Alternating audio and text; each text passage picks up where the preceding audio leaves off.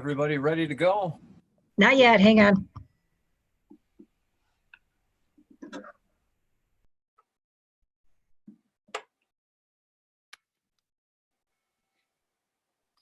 Michelle, Yeah, can I call you after the meeting? absolutely. Thank you. You're welcome.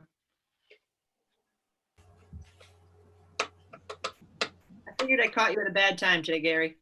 I just was on a video call with the school district. Ah,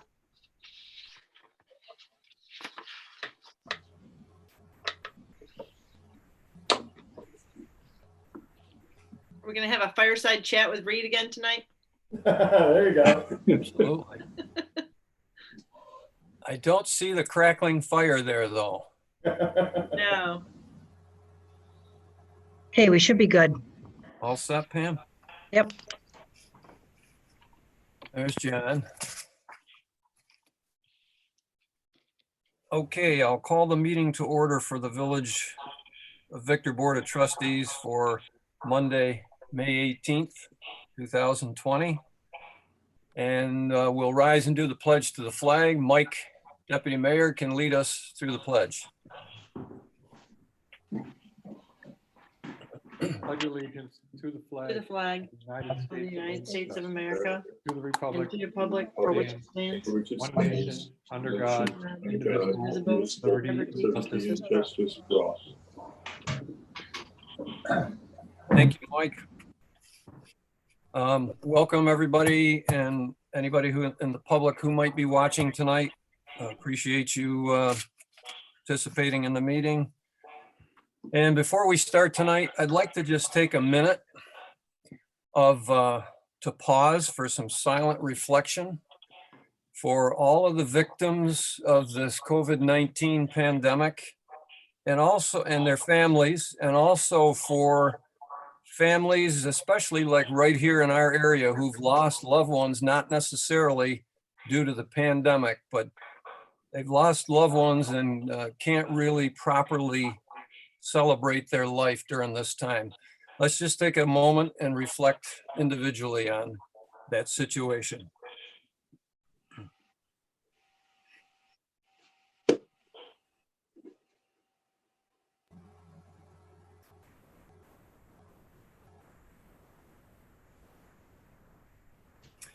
Okay, thank you. So, first on our agenda,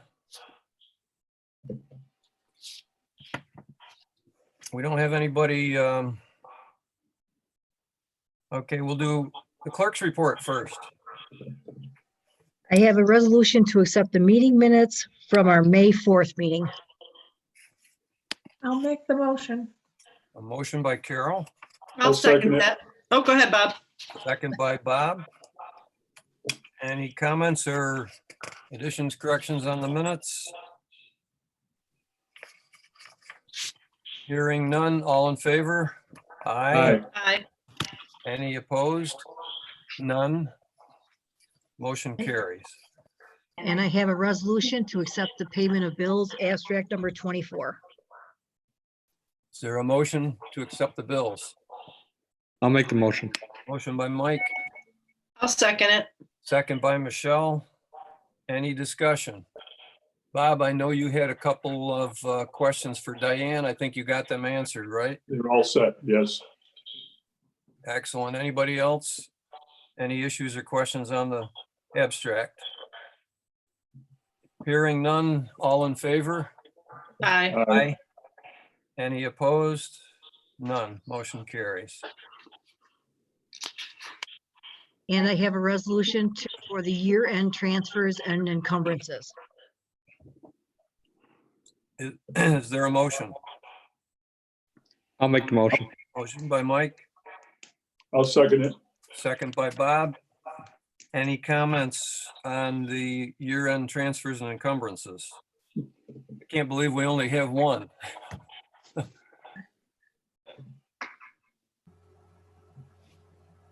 Okay, hearing none, all in favor? Aye. Aye. Any opposed? None, motion carries. And I have a resolution for Candy National Bank to accept our 2020, 2021 village tax bills. And I called them today because nobody's allowed in there. So they said they will still take them through the drive up. So I put a note in with the tax bills. I haven't even received them yet, so I've got to really hustle to get them out. Saying that our doors are still locked. Please put them in the mailbox or send it through US mail. I'll send everybody a receipt or you can pay at Candigo National through the drive-through. Sounds like a plan. Is there a motion to accept the resolution? I'll make that motion. Motion by Michelle, I'll second. second by Carol. Any further discussion, comment on that resolution regarding Candigo National Bank? Hearing none, all in favor? Aye. Aye. Aye. Any opposed? None. A resolution carries. And that's all I have. Thank you, Pam. Before I let you go though, how did the day go for you guys today? It was good. We were all busy, but it was fine. That's good. Now, was Roseanne there today? Yes. And she's also coming in tomorrow because we're having a meeting with Marty at 10:30. So he wants to just get together with us all and tell us his expectations, and then we'll tell him how we feel about it. So Hope they match up. maybe. Well, I think that's a good thing to have that meeting. Thank you. Okay, John Turner. I just got a few things. Same as Pam, we went back to full staff today. We had the safety meeting this morning with you down there, a little pep rally that went really well. Summer help started this morning also.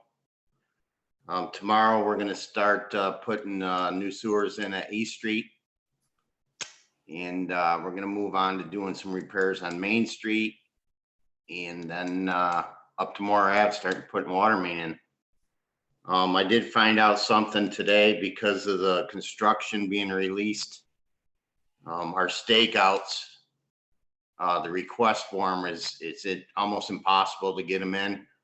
Today I tried calling for some other work, planning down the road, and I was 210th in line. So it was I didn't even stay on the phone, probably close to 4 hours I waited, but. Wow. Yeah, so I think that's going to be the next issue with everything firing back up, just getting these stakeouts. So they do offer an online. You can do it online, so I'm going to try that tomorrow, see if I can't get in. Is that your stakeout, John, for Moore Ave? Yeah, any work that we do stakeouts, but I call them in probably just about every day. We're doing some sidewalk repairs right now over at Jacobs Land and some on High Street, some on Main Street. And I tried calling them in this morning and I couldn't get through. So I ended up, actually, the guys were a little slow. They ended up taking them out by hand, because I couldn't get a stakeout. So hopefully we get through tomorrow. We'll see what happens. My question is though, you've already done the stakeouts for Moore Ave? Not more East Street, because they're only good for 10 days. So Okay. by the time we're done with East Street, it'll probably be a week. And then Yeah. hopefully Main Street next week. I don't know, Gary, do you want to talk about 30 Rothbury with Reed? Explain what's going on with that? Yeah, this is probably a good time to do it. I did find that easement this afternoon. So I don't know if that puts teeth in it now. Reed would sending him a letter. Oh, it totally does, JT. Yeah. The issue is the homeowner building in the easement area, and the easement was filed and was very specific in indicating that there can't be any construction in the easement area. So I think we can and should send them a letter. I would enclose the easement. I would enclose the map that shows exactly where the easement is and tell him he can't do what he's doing. Okay, well, when Marty comes in tomorrow, I'll meet with him 8 o'clock, 8:30, and have him do a stop work order and, send a letter out stating and showing them all this paperwork. Yep. So Reed, you're basically saying he should remove what's there because he's already got some of it up? Yeah, the easement says, a covenants and agrees that no building or structures shall be constructed, nor trees planted, nor shall changes be made in the grade of the land within the easement area. Nor shall there be any excavation, filling, mining, blasting within the limits of the easement area without prior written consent of the grantee. And we're the grantee. I mean, if you guys want to take a look at exactly what he's done, I would at least order him to stop. And if you wanted to give written consent, I don't know exactly what's going on out there, and it might be the sort of thing where you say, okay, we'll let you do this as long as you, sign off on something that acknowledges that we can remove it, or you'll remove it if we need to do any work in the easement area. But the problem with that is then nobody's going to want that to happen after the fact, and the next guy who owns it is not going to have signed this agreement, not going to know anything about it. I think you're probably much better off just saying, look, we've got an easement. You knew it, or you sure as heck should have known it when you bought the property, and you can't build this. Yeah, I don't disagree, except that I think there are neighbors in the area who probably are in the same situation, not exactly the same, but who are encroaching on easements. And I know we've in the past done, hold harmless type agreements, but in this particular situation is kind of double trouble. It's not just in an easement, but it's also in a floodplain.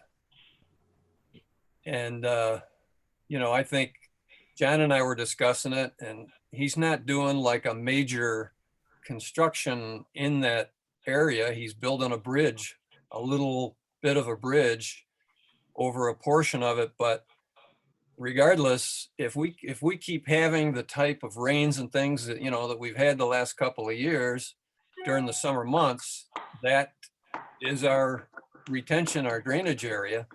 He could, as John said, that thing could break loose and start floating around, and who knows what kind of trouble it could cause. So maybe in this particular case, it's a little more complicated, and saying that we're not willing to, do a hold harmless is okay with me. I don't know how anybody else feels.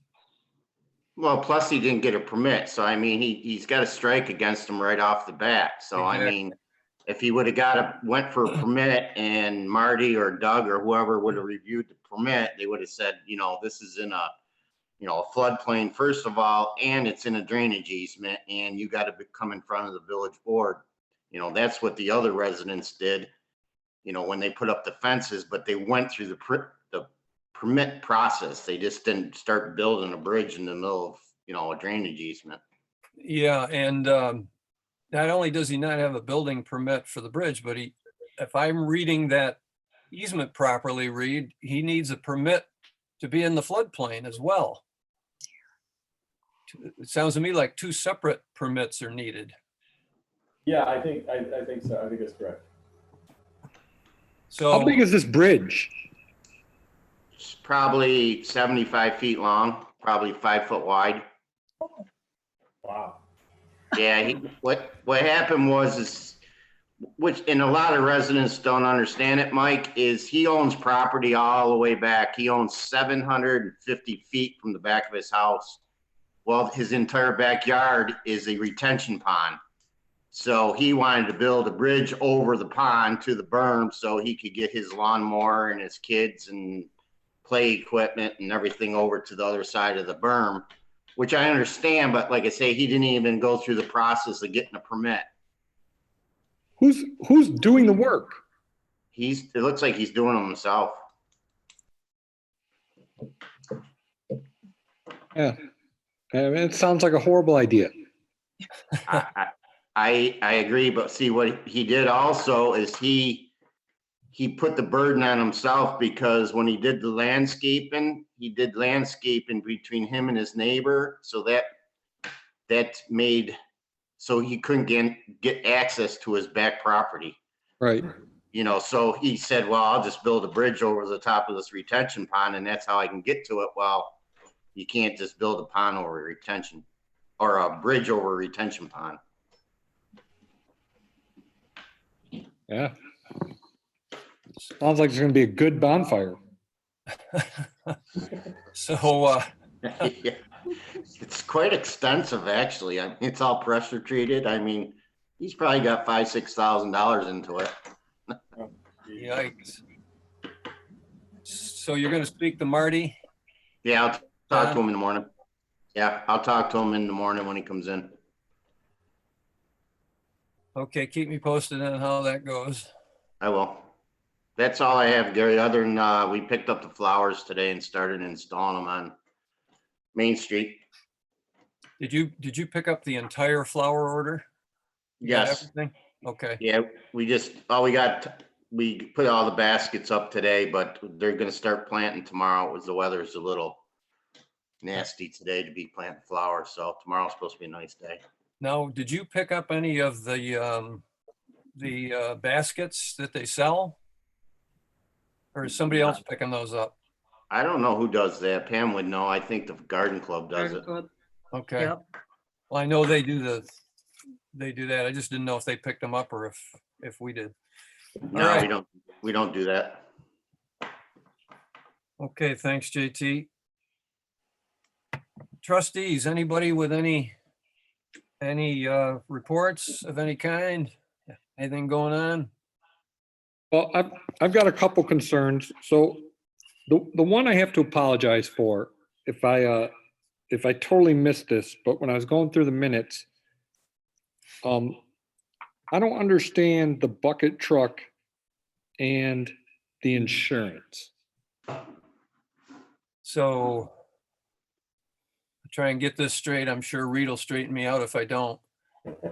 The issue with the bucket truck insurance was that the bucket truck has to be a registered vehicle under the automobile portion of the insurance policy. Unlike the loader and things like that go on the inland marine. And because it's on the automobile portion of the policy, the liability issue is different than inland marine. So there's a bit of a risk to us as the owner for liability should there be an incident with that. We talked through that with Rob. Reed certainly did extensively. And it's kind of it's up to us to decide whether we feel that's an acceptable risk or not. And I know, and John Turner can chime in too, I know that we've discussed this before, John, that all these other municipalities seem to do the same thing with equipment, of course, but also with things that would be classified as automobiles.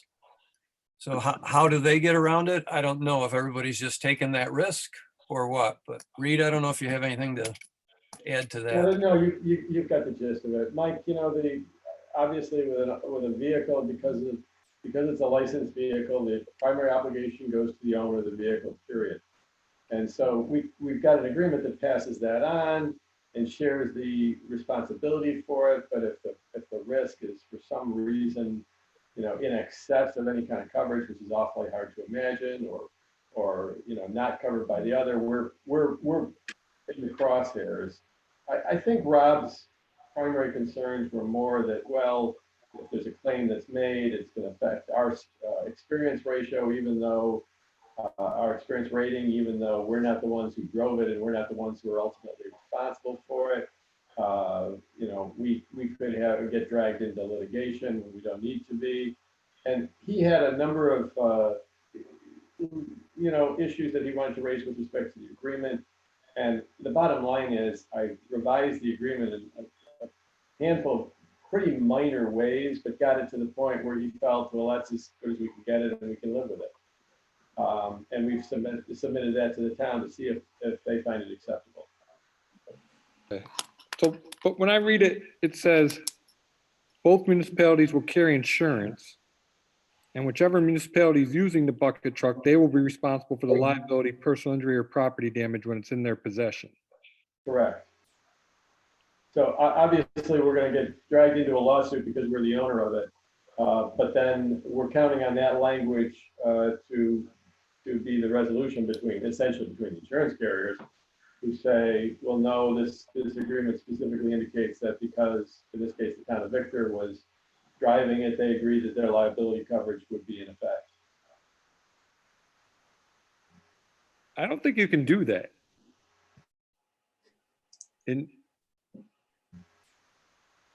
I mean, in my experience, somebody has to be primary on the insurance. And like you said, the owner is. Yeah. So it just seems to me like, are we the owner? Do we own the vehicle? We will in this case. Okay. So it just seems to me like, I mean, it doesn't affect us at all then, right? We're the owner. So we're going to carry insurance on it. It just seems to me like we're kind of jamming the town into an insurance policy that may or may not ever come into play. Wouldn't they be covered under some form of umbrella already? Yeah, they're expecting to maintain coverage. I also talked to the county about this. They weren't particularly helpful, but they thought that this would work just fine, the way that I described it to them. I think it's a little bit uncomfortable, but the bottom line is I don't think we have much choice except to say, well, we're not going to go into these shared arrangements, period. Right. And I don't think it's worth saying we're not going to go into these shared arrangements. Okay. And then my other switching topics was the code enforcement. So I didn't understand. So are we paying 8 hours a week at $50 an hour regardless? Regardless of, whatever work there is? We're paying for the hours actually invested, aren't we, Gary? yeah, the actual hours used, but I mean, he is scheduled 8 to noon on 2 days. I suppose that some of those hours is like Doug would be, like we asked him to be in his office at a particular time to receive phone calls or to make appointments with people to come in who needed to see him. Whether those hours will be filled right up or not, I don't know, but I see what you're getting at, Mike. Well, I mean, that's $100,000. I see what you're getting at. I mean, that certainly the spirit of it is it's an actual hours type of agreement. The concern I have that is, will that be enough hours once things, because I know things are starting to really ramp up, I think, over at the town. And I'm not going to ignore your point here, Mike. I just want to bring up the fact that, and you did talk about this as well in your comments, that the agreement says that there's a 30-day period where either party can pull out of the agreement. And your point, well, I think, was that that's not enough time to allow the other party to, make an arrangement for some other situation, especially us. And I think it should be a mutual agreement, that the parties mutually agree to, do away with the agreement. But back to your point about the cost, I mean, we can try and convince the town that we'd like that rate cut down. I don't really know how to gauge how many hours he's really going to use right now. So I don't know. I don't know how to answer your question. Well, right now I can tell you he's gonna use all that 8 hours, and I don't think it's enough hours either. That's what I So was. if you could see what was that back there, then you'd know. And luckily, he's very organized, very professional, and has his nose to the grindstone back there. And I think for right now, he's scrambling from 8 to noon. And I want to tell Mike the other point. He said he thought 8 was too early. Doug started at 7:30. So I think 8 is, because we can only have him until noon. So 8's probably good. He makes phone calls and he gets his messages, and so I think 8 to noon is what we're gonna have to stick to. And like I said, I don't think it's gonna be enough time. Are those hours though, I mean, 8 to noon, he's in the office is what it said, right? Until he starts doing his inspections.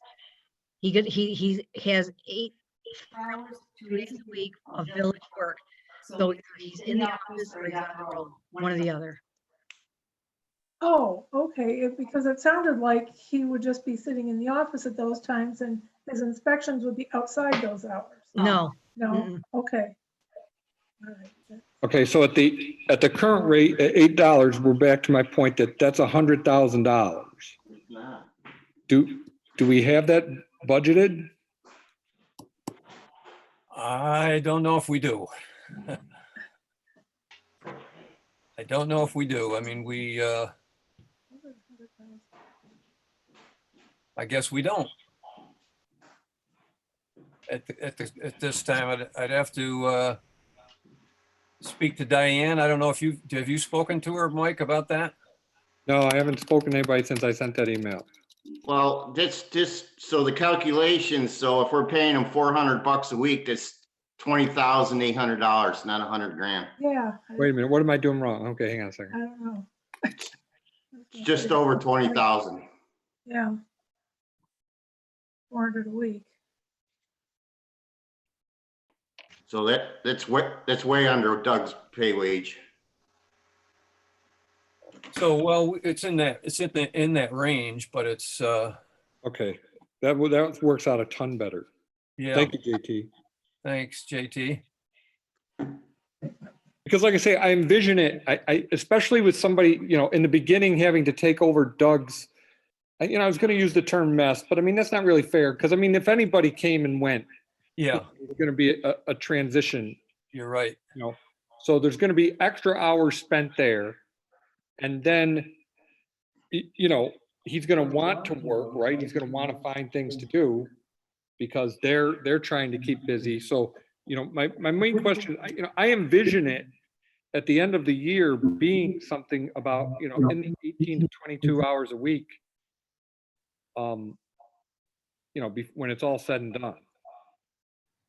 So, if we use 20, so now we're at 2,000 with my correct math. So that's $50,000, which I think our budget was high 40 something for that. And then that would be offset by fees. Right. Come in, so. Okay, I think we could definitely be okay for this budget year with that.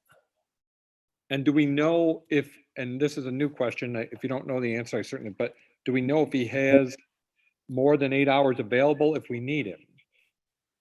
That's a question that's really can't be answered at the moment, but was alluded to, I think in the agreement somewhere, isn't it, Pam, that if he is needed above and beyond that, it will be based on his availability. Depending on what's going on over there. So it's a little bit of a gamble, but I don't know what the alternative is. As I recall, the agreement is a little ambiguous on that point, but I think that basically he's going to work in accordance with the direction of the administration of the village, which I like. So I think, if we got down to trying to interpret the agreement, I think we kind of have the higher ground in terms of saying, no, we need 30 hours or something. But it's, it's still the town and the village. We got to work it out when it comes down. Well, to Pam's point, and Mike's point, I think he's going to be overwhelmed, for the first couple months. And then, I think things will calm down. I mean, there's not a lot going on, and if he's, hopefully he's organized where he can, if the girls do the administrative part of it a little bit, that'll help him out with the hours, cutting the hours down. So all he does is building permits and inspections. Yeah, if we could, bear with it through most of the month of June before things really, almost fully open up, maybe we'll be okay, because by then he'll be through the transition for the most part, because he seems to be pretty sharp and on top of things, and very, very willing to take on what he has to. Is that your assessment, Pam, of what's going on so far? I mean, Absolutely. so I just don't know if do you have any, Mike or anybody else, do you have any definite things, wording in that agreement that you'd like to see changed? Well, I don't see, I mean, I don't see how you can say mutually. I mean, like, let's just say we're paying the guy 20 hours a week and he loves it. And we're ready to move on to a full-time guy, and the town loves getting the 20 hours a week. They don't want to get out. You know what I mean? I mean, I'm approaching it from the perspective, if I was on the receiving end and it's all working well, why would I want to get out? Yeah, I don't think we can live with an agreement that says it's gonna continue until mutual agreement to end it. I think we need to be able to get out. If it doesn't work out, we need to be able to get out. And the agreement has 30 days, and you're right, that's not enough time to make other arrangements, but that's enough time to make a lot of progress. And we can limp along in the meantime, I think. I like it the way it is. okay. I'd be a lot happier if it were 90 days. Yeah, but then we're stuck with somebody for 3 months that we want to get rid of. Right, but the other part is 30 days is 2 meetings for us. And we don't work at warp speed. So, We could do 60 days. Diane suggested that. I mean, anything, 31 is better than 30. I mean, anything, What do you think, Bob? I just didn't understand Reed's comment. Reed, did you say that it would be a mutual agreement to end it? No, I would not be in favor of a mutual agreement to terminate. The agreement is, as I recall, terminable on 30 days notice by either party, which I think is acceptable to us. Now, the problem. Is that what it says, 30 days by either party? Yes. Not- Yes. I was Okay. the one who was advocating for a mutual agreement, but No, I've been- I think if you want to get married, it's a mutual agreement, but if you want to be divorced, it's either party. I like that. wow. Okay. I'll take that to the bank. And it'll be Canandaigua National. Yeah. All right. Did we lose Mike? He's right here. I'm all good. So we're back to is the 30 days acceptable to everybody, or do we want to ask for a 60-day? Well, if you're asking my opinion, I would ask for more. Yeah, I think probably 60 would be better if they would agree to it. Okay.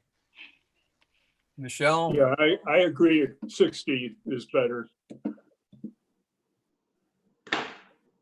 We can approach him for 60. That'll be part of the feedback. Jack emailed me just prior to the meeting tonight to ask if we were going to be talking about this, because they want to get our feedback and move on this on the 26th, I think is their meeting, right? Yep. So I told them we would be talking about it and we would send that feedback along. So we can send along 60 days. And is there anything else on the agreement?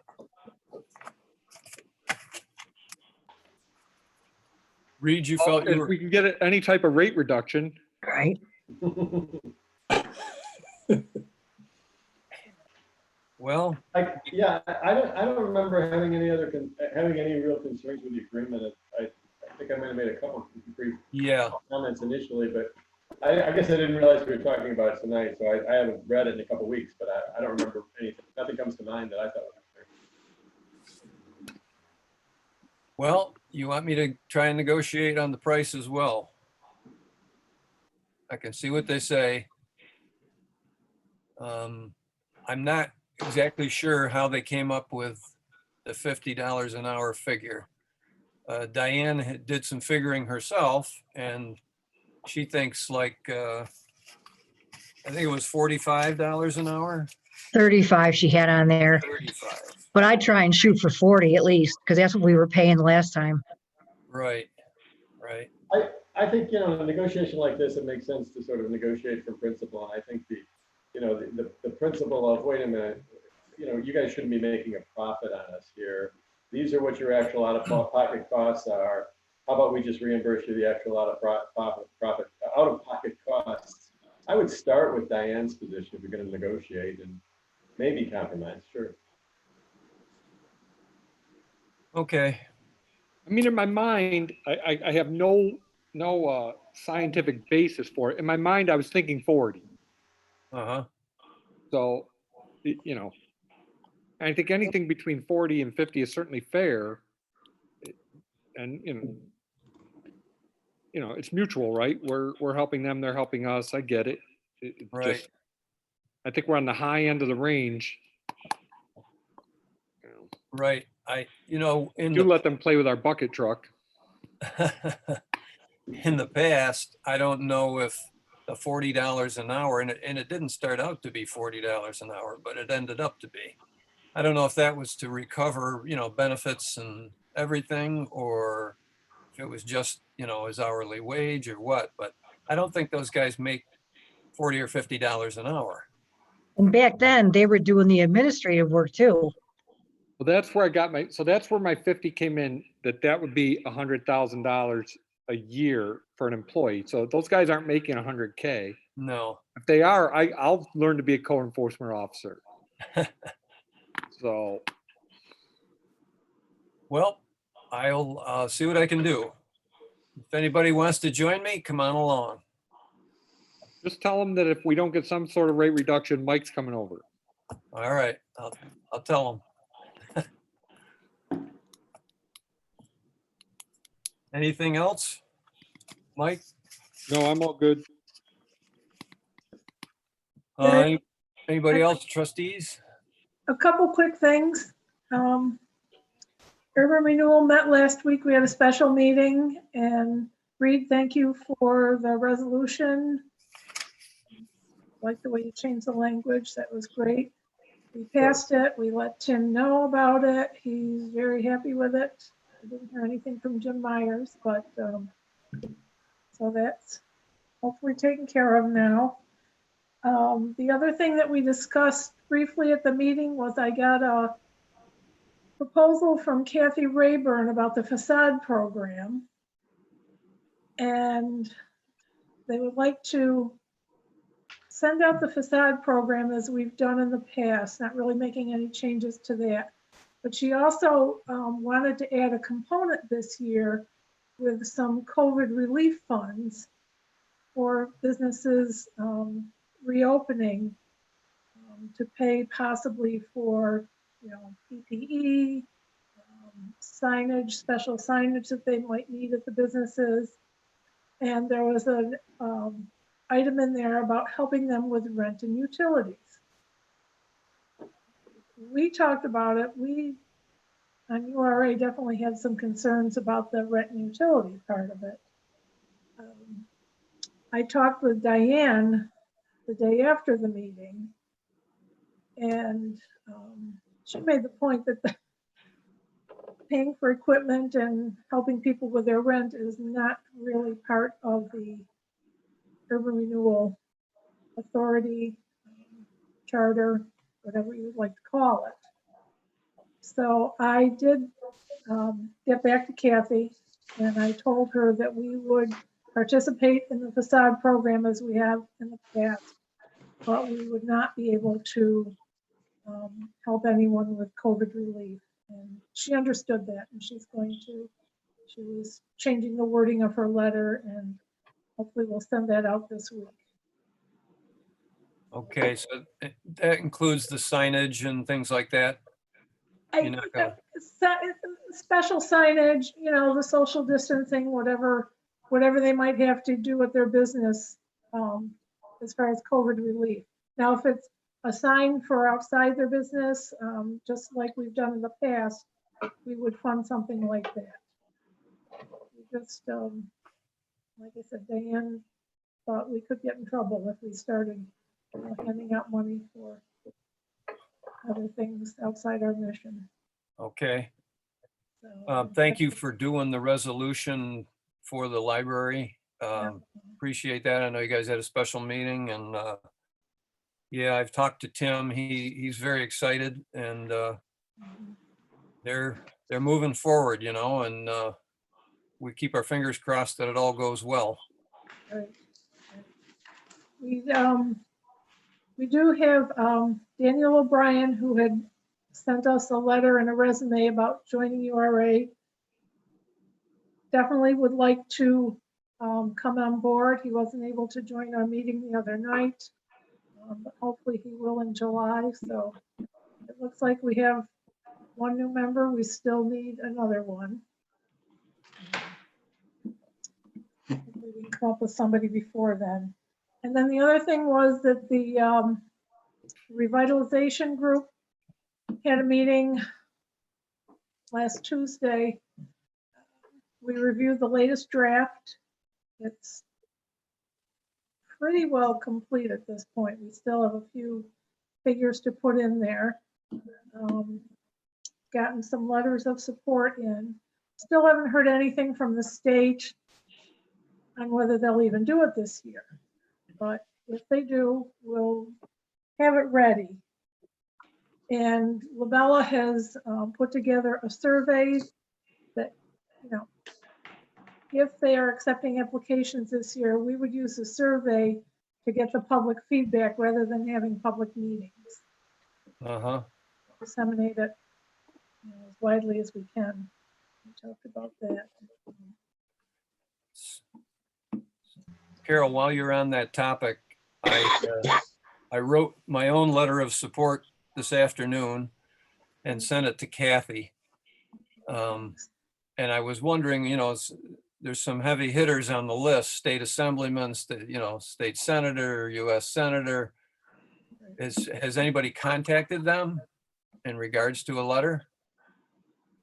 I don't think anyone has yet. Kathy said that she was going to talk to Jack, touching base maybe with Brian Kolb or Rich Funky. We don't have a congressman at the moment, so that's right. But we will reach out to the senators, and they're not the biggest concern as far as the letters of support. The local are definitely have a bigger impact. They suggested that we get more some of the bigger businesses like Constellation, Omnitech, some of the bigger players in town that way. Some of the big developers, and Kathy's reaching out to some of them. And LSI has been very good to the village, you know, in the past with flowers or whatnot. So they would be a good one. If anybody's got someone that they know at any of these places and would like to reach out for us, I'll be glad to send you the sheet that Labella sent out to us, and that's included. Very good. And that's it. All I got. Thank you. Anybody else? Michelle? Bob? I have a question. And mute. No, I'm not. Okay, good. So I had a village resident ask me, and I apologize that I don't know the answer to this. Do we do anything, or have we ever done anything around like a proclamation for a teacher who is going to be retiring after many years of service? Well, I don't know if we've ever done a teacher before, but we certainly do proclamations periodically for, you know, Is a teacher a village resident? See, I don't think so. We think she lives in Fairport. I just don't, I mean, there are a lot of teachers that retire every year, and we could be, and people in lots of other industries and places that are, you know, we could be doing proclamations a dozen a meeting. Right, agreed. And that's kind of what my thoughts were too. You know, are we stepping in a sticky wicket by starting something like this? Exactly. That's the way it seemed to me. Yeah. Okay. What would be wrong with a dozen proclamations a meeting? might take a while. Well, and plus proclamations become a little bit meaningless if you're doing, Yeah. you know, 200 a year and you're one of the, I don't know. And then you miss somebody, and then now you've got to explain why you didn't do it. You did it for one person and not another. I mean, I wouldn't bother. I think it could be a lot of time and research, and what you'd end up is going to be hit and miss. I think it promotes community engagement. I think it's a tough call, because it's the same way with the people that want us to hang the military people's banners up and down Main Street. You miss somebody and you'll never hear the end of it. And it's the same way with this. I think something like that, those proclamations should be done at the school board meetings, not the village or the town meetings, because you never make everybody happy. Yeah, I can see both sides of that issue, but Yeah. Well, and my thinking was, you know, kind of along with I think what Bob was saying, but a little different spin is, you know, like what becomes the magical number? So if you're talking about teacher retirements, you know, do you favor one that's 30 plus years? Do you favor one that's 40 plus years? You know what I mean? Like, then it becomes a numbers game, you know, like, do you just say, okay, the magic number is you must have this many years and you only get a proclamation, you know? So that's kind of where I was looking at it too, is how do you decide?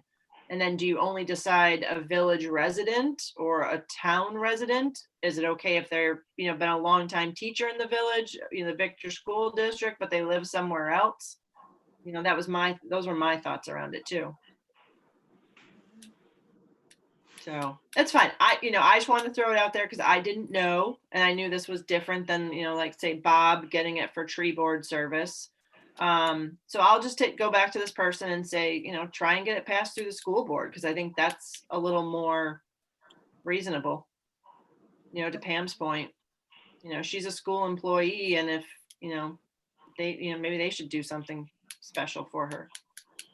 yeah, I would imagine they probably do most times, but Yeah. I don't know. Any other thoughts on that, anybody? Mike, you got anything else on that? Well, no one comes to our meetings ever.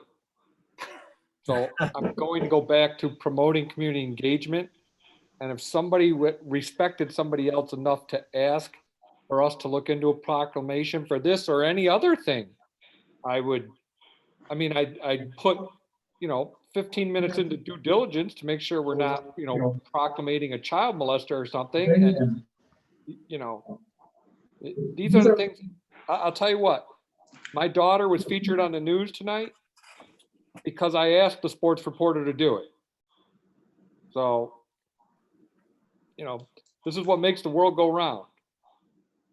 And that guy's going to ask me for a favor sometime, and I'm going to owe it to him. Well,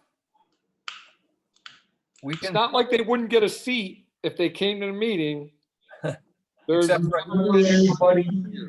except right now. and then maybe they come and a friend of theirs comes and sees an opening on urban renewal and gets, you know, No, I don't see anything wrong with proclamations. I think that's a good thing. And we have done some, but and I'm not saying we do one for every retired teacher. I'm Right. saying if someone comes to us and says, hey, this is a retired teacher and this is why, sure. You know, Is, Michelle, is this a well-known personality up at school that So, we would all know? so I'll give you the facts. Am I supposed to share names? I know her just because Olivia had her. I don't know if she has officially announced her retirement out there just yet. But it was Jason Shelton who came to me and asked me about if this was something we could do. how long have they been a teacher? 42 years. Yeah, it's Mrs. Cowell. She was my teacher. I got no problem proclaiming her. None. who's I was that? year one. So yeah. So Well, He we was don't Miss have to Moore make the the first decision year. right now. 'Cause And I have no problem with Mike's position on this, that if somebody comes to us and asks for a proclamation, and we're not going to get many requests, as long as no one's thinking that we're trying to be fair and catch every teacher that's retires and every minister and else, that it's just, if somebody has a proclamation, don't forget the mail carriers. for sure. So, no, I guess if that's the thing is, if somebody asks, will we do it? I would have no problem either, just doing it, as long as it doesn't cost us anything except a few minutes, fine with me. yeah, and she lives in Gananda, but when she started teaching, she lived in a village. Well, And if she had Mike as this early student and managed 42 years, Year she one, probably deserves a proclamation. year one. Yep. well, Michelle, when you know more definite about what's going on. All right. Yep. Anything else?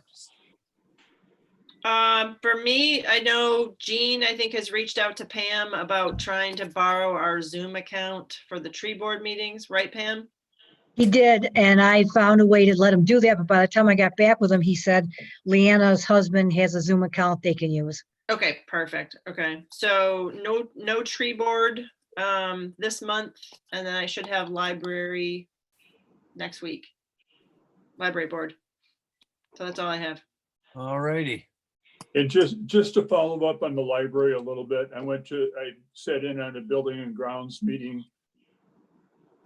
As you said before, I mean, they're going still full speed ahead, trying to get ready to start negotiations on the piece of property that they're looking at. I think the key for them is going to be their vote that's coming up. They are part of the mail out school vote. I think they're piggybacking on top of that. And it'll be interesting to what will happen. In the past, the only people that have come to the vote have been people that the library. This will be a general mail out to their whole population. And the school, I think, is looking for a significant increase in their tax rate. I know the library isn't, but they're asking for some increase. So it'll be interesting to see what happens with it. It'll show their support. That's all I have for the library. Thanks, Bob. Anybody else If not, a couple of things. We've got a FEMA resolution, and Pam, I cannot find my copy, Oh, but I sent it to you a little, a few days ago. Did Reed look at it or anybody look at it? I took a look at it, I don't have a problem with it. Yeah, it's basically a resolution to, so that we, as a board, approve basically tracking the expenses to the village for COVID-19 and then attempting to get reimbursement for those. So I don't know if anybody's got any comments, or if not, Is, Gary, just a question on it. Was this something that we've been recommended that we pass this resolution, and Yeah. who recommends it? yeah, that's a good question, Bob. It came from the EOC, the Emergency Operations Center. So Jerry Sensabaugh is our village rep over there, and the town is doing it, and probably any municipality is going to be doing it. An official acknowledgement that, you want to be part of the FEMA reimbursement process. I think it's one of FEMA's ways of making municipalities accountable, for asking for money. So Diane's been tracking expenses, and it's probably not a lot, but whatever, we can get would be great. And so I just came up with some language saying that we were willing to absolutely to track and to acknowledge and sign any documentation or agreement that was necessary for the village to partake in the reimbursement process from FEMA. That's basically what it says. And Jerry has to put it in his official report for the village's EOC. And again, that's part of the documentation to that report. So that's what it's about. And if nobody has any issues or anything, I'll ask for a motion to approve the FEMA resolution. I'll make the motion. Motion by Bob, I'll second. second by Carol. And if there's no further discussion, hearing none, all in favor? Aye. I, Any opposed? None. so Gary, I should get this to Jerry. Yeah, I would definitely get Jerry a copy. And I don't know if you have to, he'll know whether it has to go someplace else. Okay. And Okay. just so you, yep, and just so you know, I also got the bucket truck agreement from the town today for you to sign. Okay. The other thing that I have tonight to briefly talk about is over in Jacob's Landing. Mike, you're probably aware there's been a coyote sighting over there. It's been going on for a couple of months.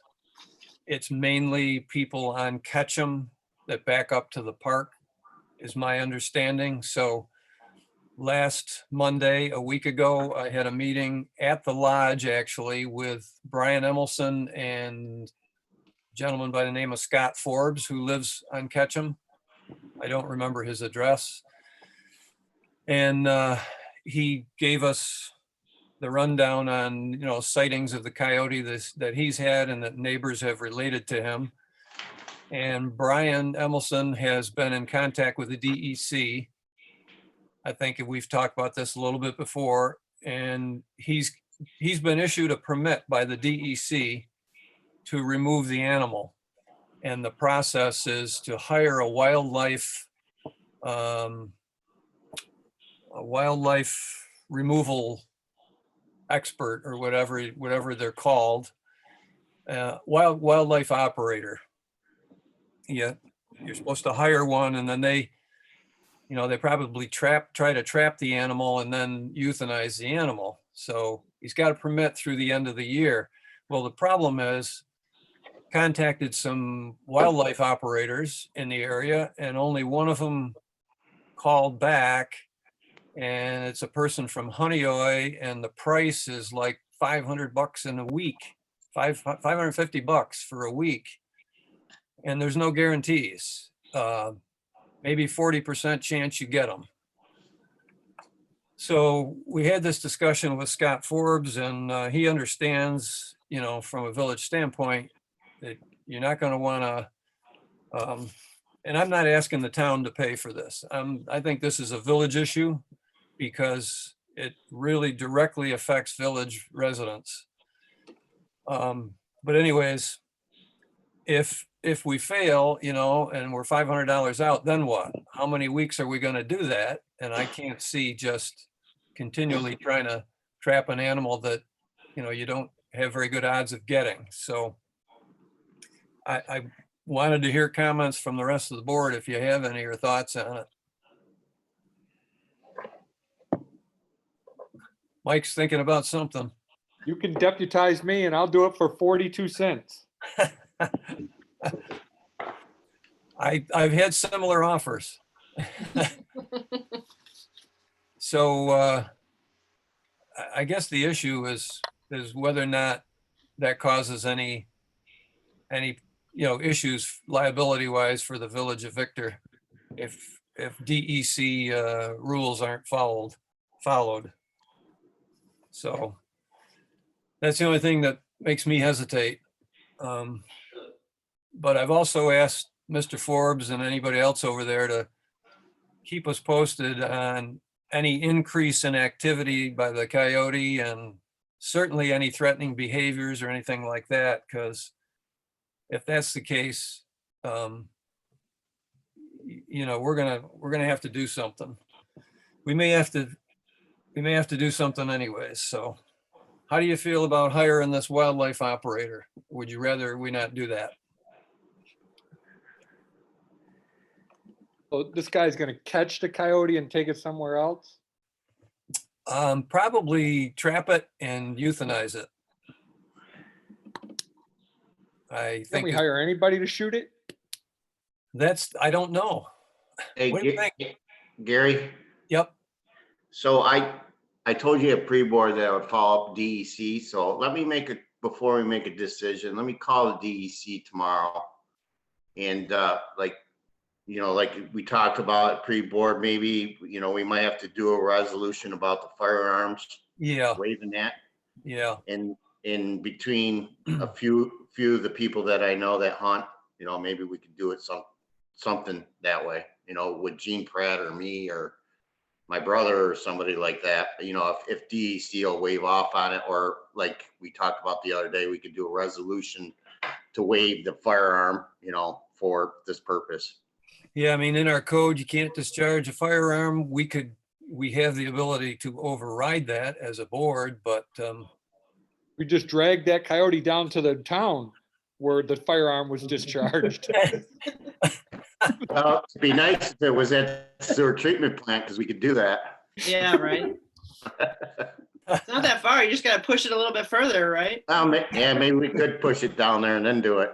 it's a great point. It's pretty close to the border. Yeah. Well, No, in our luck, it'd go up to Galacey's property though. yeah. We Well, start that yeah. all over.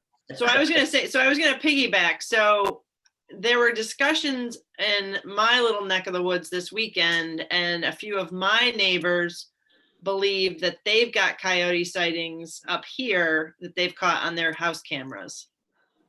I don't doubt that, Michelle, because I actually had one walk across my backyard not too long after it was brought up down in Jacob's Landing. Yeah. And I think, you know, the coyotes and the deer and all the wildlife they don't have so much human activity to deal with. So they're moving into, you know, closer populated areas. Mm-hmm. Yeah. And that's an issue because, you know, eventually something could happen to, if not a human being, could happen to a domestic animal or whatever. Right. So JT, I appreciate you when you get the chance to talk to DEC, and let me know what you hear. Yeah, I'll give him a call tomorrow. I just think we need to be maybe prepared to move ahead and do something. And that's, I think, all I have for tonight. Reed, anything? No, I don't have anything. Okay, if nobody else does, no further business. Pam, anything I forgot? I don't think so. All right. I'll ask for a motion to adjourn. I'll make the motion. Motion by I'll Mike, second. second by Michelle. All in favor? Aye. I, Mike, what channel is she on? 13. So she'll be on again at 11. Okay. great.